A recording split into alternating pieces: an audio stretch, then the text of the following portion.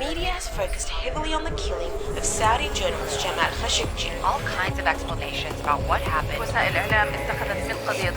Saudis have again tortured and killed a reporter. This scandal has threatened the leadership of Saudi Arabia's crown prince. Saudi Arabia clearly now intent on repairing its reputation. Hello, I'm Richard Gisbert, and you're at The Listening Post. Here are some of the media stories that we're covering this week. The Saudi operative linked to the Khashoggi killing and the lengths he went to suppress journalism in the kingdom. The Koreas, the unique genre that is defector TV. It was no accident. Israel tries to take down Gaza's Al-Aqsa TV. And hello, everyone. I'm an English artificial intelligence anchor. Some news readers can seem artificial. In that respect, this guy is the real deal. AI anchors on the air in China.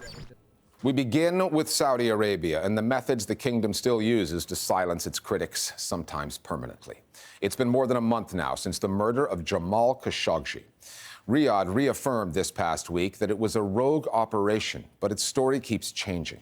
And news has surfaced of another Saudi journalist, Turki al-Jasser, jailed 8 months ago, since tortured to death. Al-Jasser ran what he thought was an anonymous account on Twitter, a platform that used to be a proxy public square for Saudis, but where an army of trolls now poisons debate, harasses dissidents, and spreads misinformation.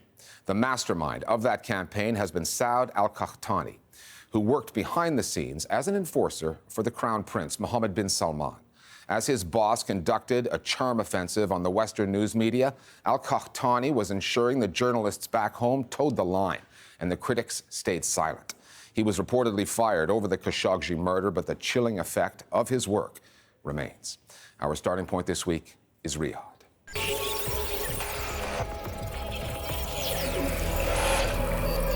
For more than 2 weeks, the Saudis insisted nothing happened. The kingdom has given all kinds of explanations about what happened and who is responsible. After the murder of Jamal Khashoggi, those initial denials from Riyadh undone by all the evidence. The announcements from Saudi Arabia cut against what Turkish investigators say happened inside this building. And the ensuing geopolitical public relations disaster, one might have thought that the Saudi authorities dealing with the media would be on their best behavior, at least for a while. The death of a Saudi Arabian journalist, given all the talk. The case of Turki al-Jasser, a blogger jailed earlier this year, and whose death after torture was revealed this past week, could disprove that. Riyadh's war against journalism and criticism within goes on.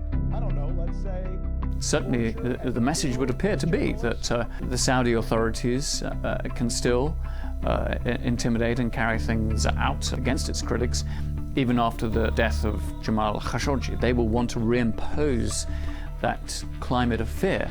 It shows the nervousness as well of the Saudi authorities right now. They fear, perhaps, that the whole Khashoggi affair might encourage and embolden critics within the kingdom to be more vocal. Some might claim that the Khashoggi murder hasn't had an impact on Saudi Arabia, that the country will continue its harassment, assassinations and kidnappings of journalists. But I don't believe this is the case, especially since there remain doubts over the circumstances of al-Jasser's kidnapping and murder. Some claim he was murdered in March 2018, others say it was days ago, so it's possible his case predates Khashoggi's. Al-Jasser was not the only person. There is a journalist, famous journalist and opinion columnist, Tarrad al-Amri. He has disappeared. Ali al-Dhufairi, who worked for Al-Jazeera Arabic, has gone silent for over 2 years. We don't know if he's in jail or not. Isra al-Ghamgham, they want to send her to death, and because she actually used social media to write about the protest in the eastern province in Qatif. People who were imprisoned for using Twitter or Facebook, you're talking about thousands maybe. There is no mystery over how Jamal Khashoggi met his fate. He was lured to the Saudi consulate in Istanbul and walked into a trap. How Turki al-Jasser was exposed and arrested is less clear. However, all roads would appear to lead to Saud al-Qahtani. Al-Qahtani is a feared figure in Saudi Arabia. He's ex-military, an advisor to the royal court, appointed by the crown prince they call MBS, Mohammed bin Salman. He was responsible for directing the Saudi troll army that went after the kingdom's critics online, and reportedly spent so much time poring over Twitter debates, he was nicknamed Mr. Hashtag. Last year, al-Qahtani tweeted a warning to Saudi dissidents, telling them that using an alias on Twitter would not be enough to hide their identity, hinting that he had secret ways of finding them. And just last month, the New York Times reported that Saudi Arabia had embedded a spy inside Twitter's operation to monitor accounts critical of Riyadh, accounts such as the one belonging to the late Turki al-Jasser. When Mohammed bin Salman took power, Qahtani became very important, perhaps one of three key people surrounding the crown prince. His principal role was to steer the electronic army towards supporting Mohammed bin Salman's decisions. It also involved attacking critics. He's not only implicated in Khashoggi's murder, but in the kidnapping of former Lebanese Prime Minister Saud al-Hariri.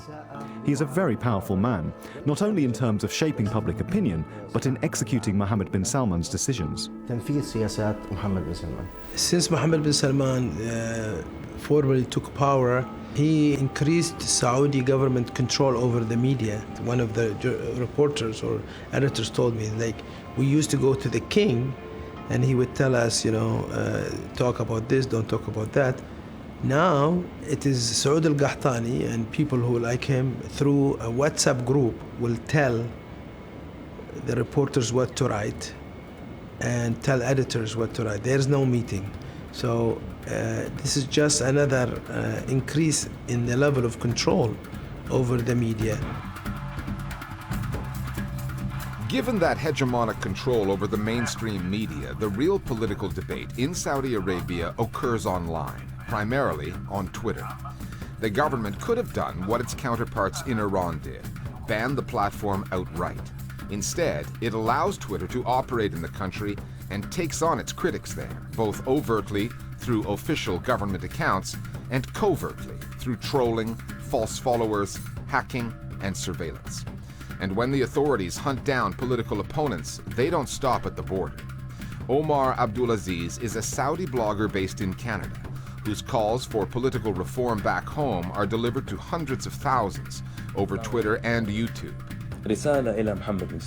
He says that months before Jamal Khashoggi walked into the consulate in Istanbul, Saudi officials contacted him, trying to arrange a meeting at their embassy in Ottawa. Abdulaziz refused. Even in the diaspora, they're not immune. They were trying to bug, Omar Abdulaziz and get into his accounts and get into his social media platforms. And that's why some of them are stopping their activism. No margin of opposition, no matter how small or no matter how slim, is going to be accepted or tolerated.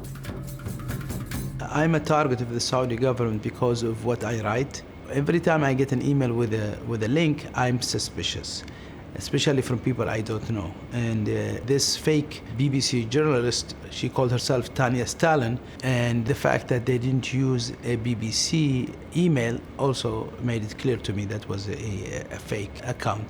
They continue to try. I mean, in the past week they have stopped, but they are trying other ways to go into our computer and our emails. In Riyadh, the latest official explanation of the Khashoggi murder, version 6.0 of the story, places the blame on 5 allegedly rogue operatives who, according to the foreign minister, could face the death penalty. Saud al-Qahtani faces a travel ban, but nothing more, while his boss, who apparently was completely unaware of the operation that killed one of his most prominent critics, can be seen on state-run television, meeting with investors, visiting soldiers wounded in the war in Yemen, and smiling for selfies with Saudi children. Mohammed bin Salman, as the crown prince and really the almost de facto ruler of Saudi Arabia, has a huge challenge. His image has been shattered by this, certainly internationally. So how does he actually manage to revivify that carefully managed image as the reformer, the man of change? So the Saudi media and the royal court are clearly going about their business of trying to show him as the responsible leader, statesman who has Saudi interests at heart. I think it's questionable whether this will work right now. Certainly it won't work, I think, internationally. It might work in some quarters in Saudi Arabia, and that's obviously what they are hoping. Saudi Arabia has never been a beacon of freedom of speech and freedom of expression, but I think that the Saudi Crown Prince has taken things to the next level. There is no tolerance for any kind of deflection from the regime or from the regime's narrative and the regime's stories. A lot of Arab regimes in the region, including the Saudi, including the Egyptian regime, including the Syrian regime, have used this whole logic of keeping stability. We are trying to preserve stability. We're trying to keep you safe. And this is a way of trying to keep control of the people and to keep them in check and to halt any form of opposition or freedom of expression.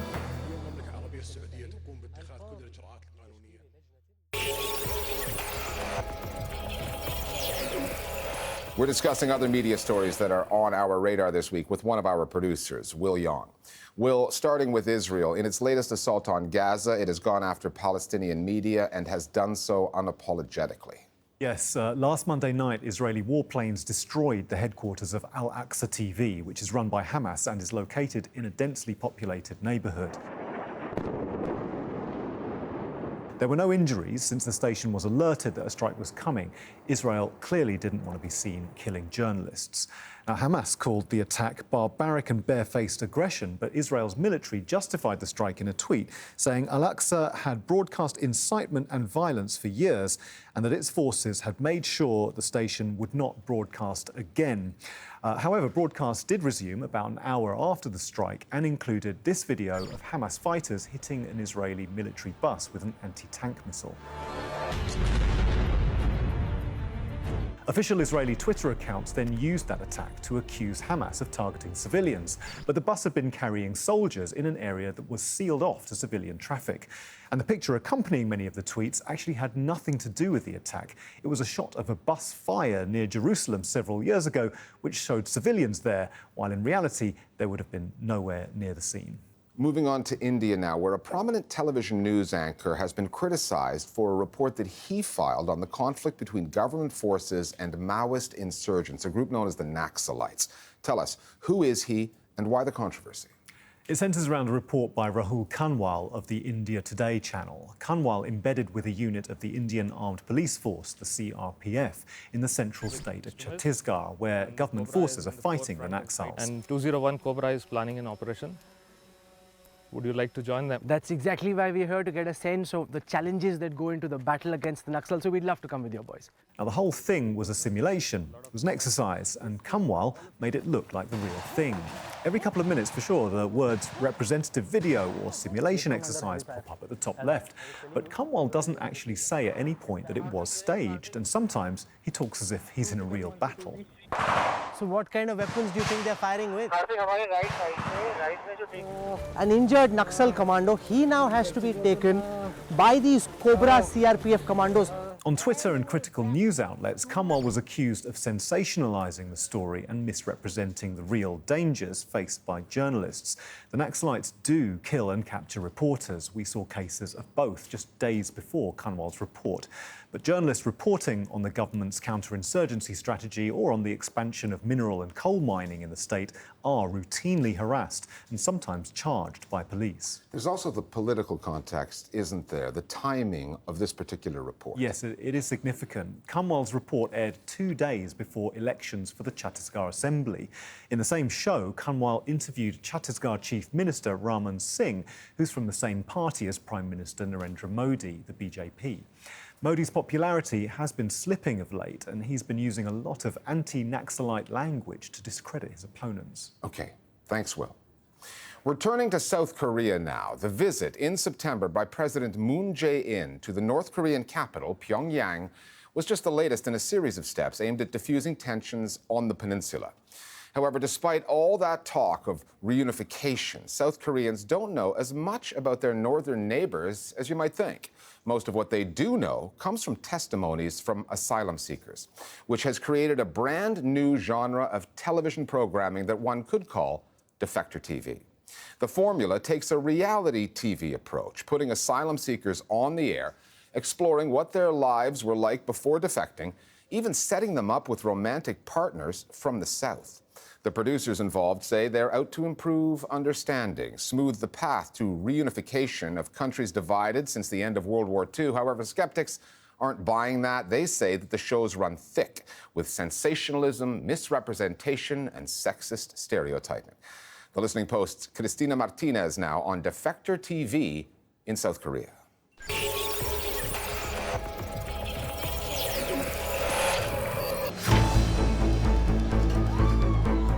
December 2011, South Korea's Channel A launches a new program.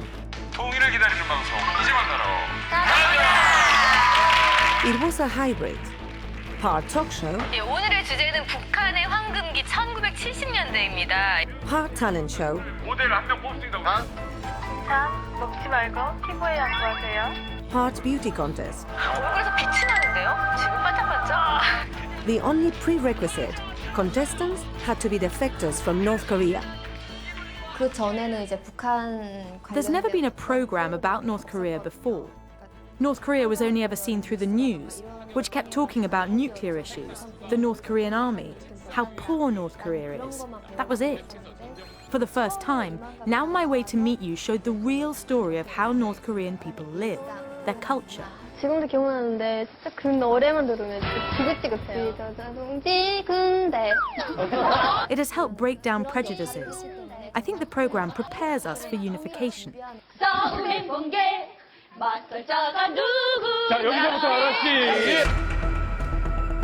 It was the beginning of a trend. South Korean channels, eager to find a different lens through which to present North Korea, could finally break away from the usual portrayals of famine and human rights abuses and add an element of entertainment. The question of whether they break down prejudices or reinforce them is difficult. The fact of the matter is they mostly do both simultaneously. They certainly seek to convey information about North Korea. There's a very famous song. A young boy appears on North Korean TV singing this song.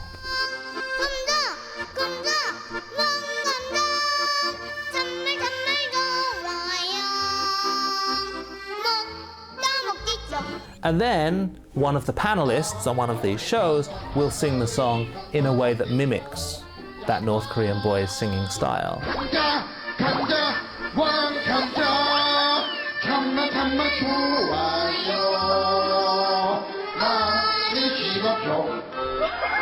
So in the editing suite or in some of the ways they are framed, they have the tendency to reinforce some prejudices as well. The original intention of those programs was to depict the harmonious future of a unified Korea by showing how well defectors integrate into South Korean society. But they mostly show young women describing their struggle to defect from North Korea. 중국에 와가지고 그 인신매매죠. This gives South Koreans a distorted impression of defectors, and it creates prejudices about the country. 70% of North Korean defectors are women, and the ones that find themselves on TV often end up reinforcing a cultural stereotype that beautiful North Korean women are the best partners for South Korean men. In shows like Love Unification, young North Korean women are paired with South Korean men who proceed to instruct them on the ways of the modern, developed country in which they now live. The messaging is less than subtle, and it conforms to the South Korean nationalistic narrative that North Korea is the weaker female nation that needs protecting by the stronger, more masculine South. The concern is that such a caricatured, immature and objectified image of these women is then extended to all North Korean defectors and to the North Korean population in general. So South Koreans may end up looking down on North Koreans or thinking we can treat them carelessly. There's another issue that doesn't help with the perception of North Koreans. On occasion, some defectors' testimonies have been sketchy and inconsistent. Park Yeon-mi is a defector who became a celebrity after a run on Now on My Way to Meet You. Her stories attracted a lot of attention. 북한에서 뭐 샤넬백도 들고 다니셨어요. But as discrepancies crept into her accounts, skepticism grew. We aren't free to sing, say, wear, or think what we want. But it's almost impossible to fact-check these stories, and the defectors themselves say they are reporting the truth. 어떤 사람이 이 말을 하고 여기선 이 말을 하고. It's that person's problem if they say one thing here, another thing there. It is hard to say that North Korean people do that or that these programs make them do that. Their memory may change or they may remember something else at another time. But I don't think the programs are to blame. 생각을 하면 안 되실 것 같고. 그런 부분들이. There are such cases. But at the same time, poverty in North Korea is real. And it's also true that North Korea ignores human rights. 잘 사는 집 하우스구 같은 경우는 거기에 국수올이라던가 아니면 밥알 같은 그런 거를 뜯어먹고. So we need to see these stories. It may not be his or her own story. They may have heard it from someone else and made it theirs. But even when that happens, the story exists. We need to be a little bit empathetic about the way collective memory and individual memory interact with each other. A lot of these people left North Korea several years ago, as many as 20 in some cases. Quite a lot of them were very young when they left. So inaccuracies in their stories should not automatically be put down to malice. As the genre has expanded, so too have the narratives. Good Friends, which aired on the publicly owned channel EBS between 2015 and 2016, brought together North and South Korean teenagers in a more sober setting. 윗동네, 아랫동네 비슷한 건 어떤 게 있고 또 다른 게 어떤 게 있는지.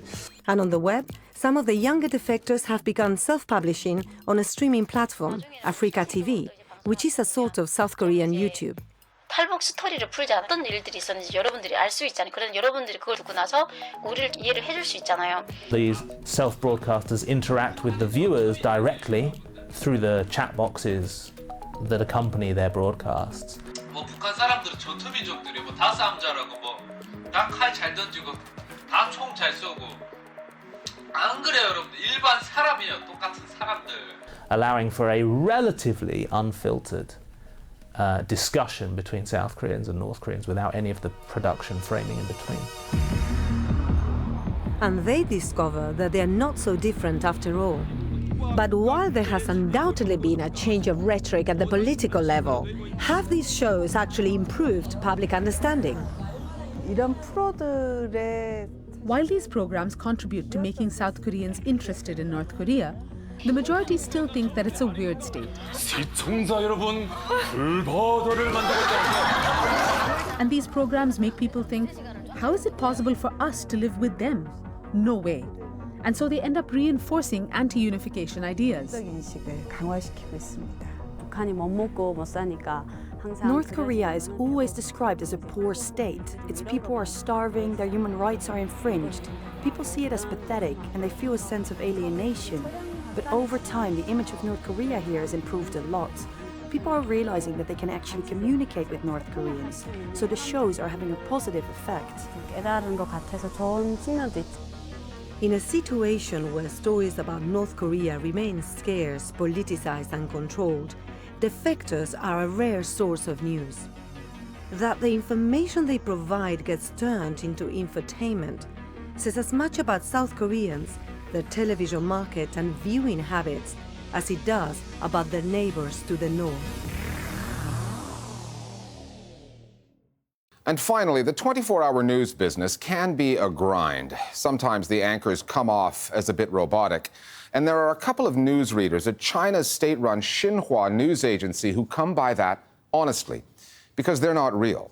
They've been created using digital composites of two human anchors combined with the latest artificial intelligence technology. Now, you can see what news executives would like about this development. Their AI anchors can work 24/7. They don't have agents, and they won't get into any trouble on Twitter. However, there's something about their delivery that's not quite right. They're inhuman. I mean, they could never do this job, right? Right? We'll see you next time here at the Listening Post, I think. Hello, everyone. I'm an English artificial intelligence anchor. This is my very first day in Xinhua News Agency. I will work tirelessly to keep you informed as texts will be typed into my system, uninterrupted. 各位观众朋友们，大家好，我是今天刚入职新华社的人工智能中文主持人。